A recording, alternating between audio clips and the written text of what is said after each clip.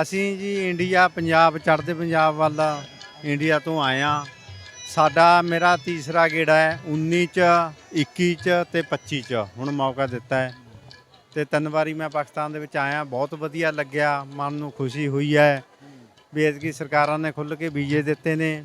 ਤੇ ਪੰਜਾਬ ਇੱਕ ਹੋਰ ਹੈ ਜਿਹੜੀ ਪਾਕਿਸਤਾਨ ਸਰਕਾਰ ਦਾ ਧੰਨਵਾਦ, ਸਫਾਈ ਦਾ ਬਹੁਤ ਧਿਆਨ ਦਿੱਤਾ ਹੈ, ਖਾਣ ਪੀਣ ਰਹਿਣ ਸਹਿਣ ਲਾਈਟ ਦਾ ਜਦੋਂ ਵੀ ਚੱਲਿਆ ਸੀ ਵਾਹਗਾ ਬਾਰਡਰ ਤੋਂ ਲਾਈਟ ਦਾ ਵੀ ਬਹੁਤ ਵਧੀਆ, ਨਨਕਾਣਾ ਸਾਹਿਬ ਤੱਕ ਪੂਰੀ ਸਜਾਵਟ ਤੇ ਲਾਈਟ ਦਾ ਬਹੁਤ ਵਧੀਆ ਪ੍ਰਬੰਧ ਕੀਤਾ ਹੈ।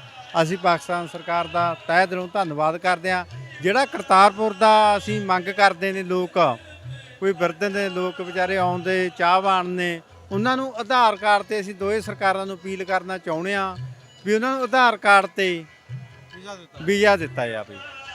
ਮਤਲਬ ਪਾਸਪੋਰਟ ਦੀ ਨਾ ਉੱਥੇ ਕਰਨ, ਆਧਾਰ ਕਾਰਡ ਤੇ ਖੁੱਲ੍ਹੇ ਦਰਸ਼ਨ ਕਰਾਉਣ। ਹਾਂਜੀ ਹਾਂਜੀ। ਇੱਕ ਮਜ਼ਹਬੀ ਯਾਤਰਾ ਤੁਹਾਡੀ, ਇਹਦੇ ਤੁਸੀਂ ਨਹੀਂ ਸਮਝਦੇ ਕਿ ਇਹਦੇ ਨਾਲ ਜਿਹੜੀ ਸਾਡੀ ਤਜਾਰਤੀ ਯਾਤਰਾ ਜਿਹੜੀ ਉਹ ਵੀ ਹੋਣੀ ਚਾਹੀਦੀ ਹੈ, ਇੱਕ ਦੂਜੇ ਨਾਲ ਜਿਹੜਾ ਵਪਾਰ ਖੁੱਲ੍ਹਣਾ ਚਾਹੀਦਾ? ਦੇਖੋ ਜੀ, ਗੱਲ ਇਹ ਹੈ ਜੀ, ਜਿਵੇਂ ਵੀ ਵਪਾਰ ਦੀ ਗੱਲ ਕਰ ਰਹੇ ਹੋ, ਕਹਿੰਦੇ ਹੋ ਤੁਸੀਂ ਵੀ ਵਪਾਰ ਆਪ 'ਚ ਪਿਆਰ ਲਹਿੰਦਾ ਪੰਜਾਬ ਤੇ ਚੜ੍ਹਦੇ ਪੰਜਾਬ ਦਾ ਹੋ ਜੇ, ਇਹ ਤੋਂ ਉੱਪਰ ਦੀ ਕੀ ਹੈ। ਵਪਾਰ ਵੀ ਚੱਲੇ, ਦੋਏ ਦੇਸ਼ ਮੰਗ ਕਰਦੇ ਨੇ, ਵਧੀਆ ਆਪ 'ਚ ਪਿਆਰ ਤੇ ਇਹਨਾਂ ਦਾ ਵਪਾਰ ਵੀ ਚੱਲੇ ਜੀ। ਕਮਿਊਨੀਕੇਸ਼ਨ ਜਿਹੜੀ ਉਹ ਗੈਪ ਖਤਮ ਕਰਦੀ ਆ। ਜੇ ਤੁਸੀਂ ਗੱਲ ਕਿਹੜੀ ਕੋਈ ਤੁਹਾਡੇ ਦਰਮਿਆਨ ਗਲਤਫਹਿਮੀ ਜੋ ਤੁਸੀਂ ਇੱਕ ਦੂਜੇ ਨੂੰ ਮਿਲਣਾ ਜੁਲਣਾ ਉਹ ਤੁਹਾਡੀ ਖਤਮ ਹੋ ਜਾਣੀ ਆ। ਤੇ ਇਹ ਇੱਕ ਬਹੁਤ ਵੱਡਾ ਸੋਰਸ ਹੈ ਵਪਾਰ ਦਾ, ਜਿਹੜਾ ਜਿਹਦੇ ਨਾਲ ਤੁਸੀਂ ਜਦੋਂ ਰੋਜ਼ ਸਵੇਰ ਸ਼ਾਮ ਇੱਕ ਦੂਜੇ ਦੀਆਂ ਮੰਡੀਆਂ 'ਚ ਆਉਣਾ ਜਾਣਾ, ਇੱਕ ਦੂਜੇ ਦੇ ਜਿਹੜੇ ਖਿਆਲਾਤ ਉਹ ਤੁਹਾਡੇ ਨਾਲ ਸ਼ੇਅਰ ਹੋਣੇ, ਮੇਰਾ ਖਿਆਲ ਹੈ ਕਿ ਜਿਹੜੀ ਰਹਿੰਦੀ ਖੁੰਦੀ ਕੜਤਣ ਉਹ ਵੀ ਖਤਮ ਹੋ ਸਕਦੀ ਹੈ।